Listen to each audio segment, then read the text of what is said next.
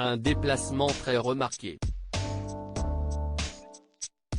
Ce lundi 1er mars, Emmanuel Macron s'est rendu à Stains, en Seine-Saint-Denis dans le cadre du plan Une Jeune, une solution mise en place depuis le début de la pandémie de coronavirus.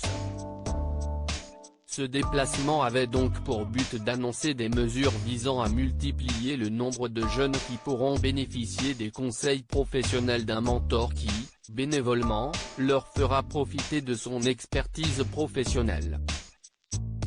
Il s'est donc rendu à l'Industrie, un campus de 11,000 m² dont l'objectif est de former des jeunes de 18 à 25 ans à des métiers industriels, avec ou sans qualification. Le président de la République s'est retrouvé face à des personnes qui ont l'impression que le couvre-feu à 18h n'est pas la solution.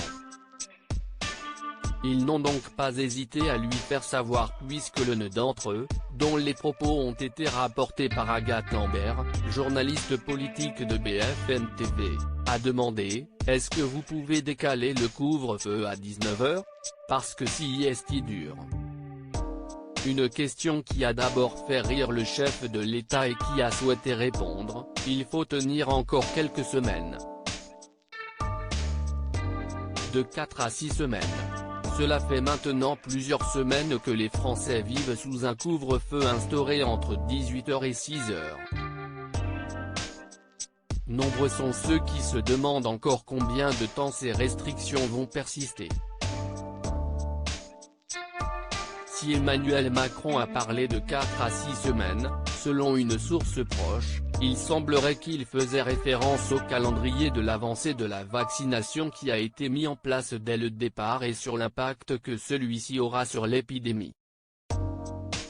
De plus, les indicateurs semblent repartir à la hausse et de nombreuses concertations entre préfets et élus locaux sont actuellement en cours dans une vingtaine de départements qui ont été placés sous vigilance renforcée comme l'a annoncé Jean Castex lors de sa dernière conférence de presse.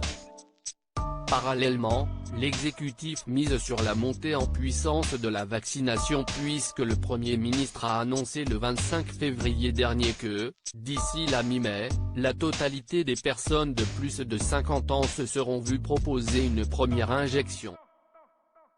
Selon le gouvernement, il s'agit d'une étape importante pour pouvoir espérer retrouver une vie normale prochainement. Des Français qui se révoltent alors que le gouvernement annonce régulièrement des restrictions sanitaires pour ralentir l'épidémie de Covid-19, les Français ne sont pas toujours d'accord et n'hésitent pas à faire part de leur mécontentement sur les réseaux sociaux. Beaucoup d'entre eux ont utilisé à plusieurs reprises les hashtags # je ne me confinerai pas ou encore # stop couvre-feu. Il semblerait donc que les prochaines semaines soient décisives pour la suite de la pandémie.